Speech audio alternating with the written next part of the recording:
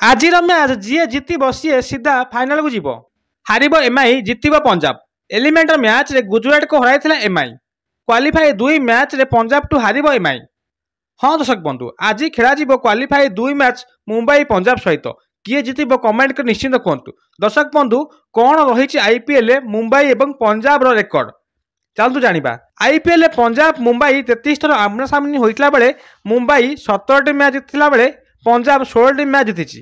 ସେହିପରି 2025ର ଲିଗ୍ ମ୍ୟାଚ୍ରେ ମୁମ୍ବାଇ ପଞ୍ଜାବ 2 ଥର ଆମ୍ନାସାମ୍ନି ହୋଇଥିଲା ବେଳେ 2 ଥର ଯାକ ମୁମ୍ବାଇ ହାରିଛି, ପଞ୍ଜାବ ଜିତିଛି। ମେ 26ରେ ଶେଷ ଥର ପାଇଁ ମୁମ୍ବାଇକୁ ହରାଇ ପଞ୍ଜାବ କ୍ୱାଲିଫାଏ 1 ଖେଳିବା ପାଇଁ ଯାଇଥିଲା।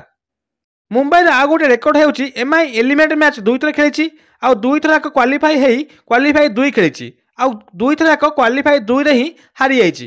ତେଣୁକରି ଆଜି ବି ଲାଗୁଛି ଯେହେତୁ ଏଲିମେଣ୍ଟ ମ୍ୟାଚ୍ ଖେଳିକି ଆସିଛି, କ୍ୱାଲିଫାଏ 2 ଖେଳିବାରେ ମୁମ୍ବାଇର ଏତେ ରେକର୍ଡ ଭଲ ନାହିଁ, ତେଣୁକରି ଆଜି ବି ଲାଗୁଛି ହାରିଯିବେ ବୋଲି।